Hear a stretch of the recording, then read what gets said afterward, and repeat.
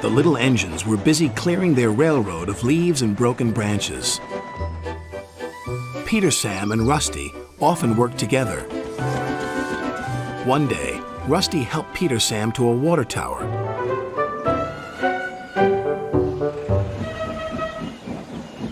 Peter Sam felt much better after his long drink, but the freight cars were bored. Let's break away. Their loads were heavy and the couplings old. One snapped.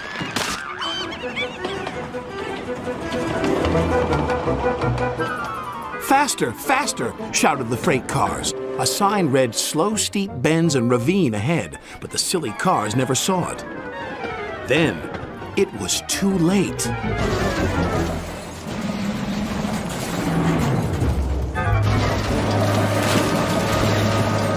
Peter Sam arrived at the scene of the disaster. His driver sighed. This was our fault. We didn't secure them properly. We'll have to get help to pull them out.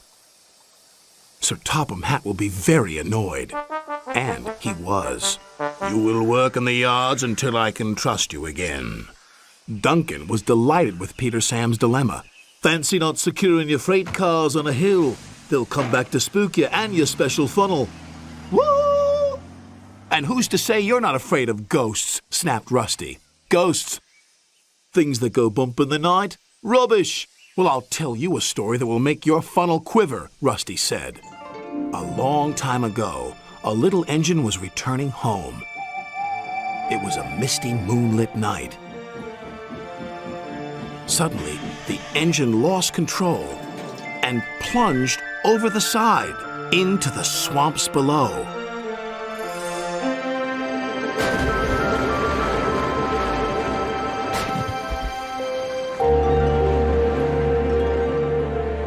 He was never found again.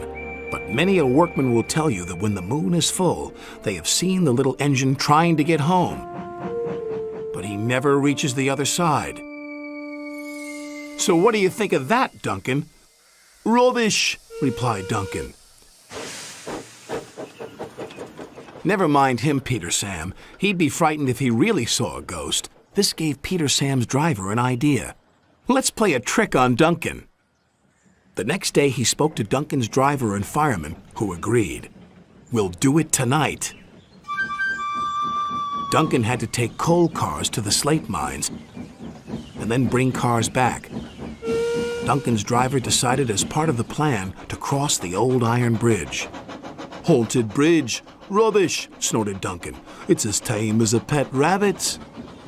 But all the same, he kept thinking about Rusty's story. When dusk fell, he was keen to leave.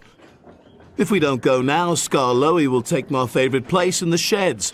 We have to collect our cars first, his driver replied.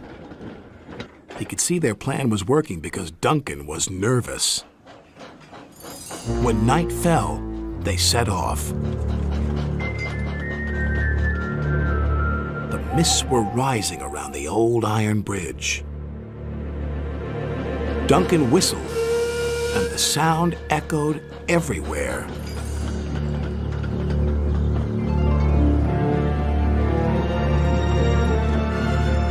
Then, ahead, he saw flickering lights. His driver knew they were only insects that shine brightly at night, but to Duncan they looked like an engine. Next, his driver secretly threw a rock from the cab into the ravine below. It's the ghost! Take me back!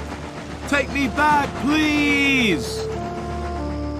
When Duncan reached the safety of his shed, he closed his eyes tightly. Spooked, are you, Duncan? Laughed his driver. No, I'm asleep. And Duncan refused to open his eyes. He did, though, when he thought his driver wasn't looking, just to make sure that he was still there.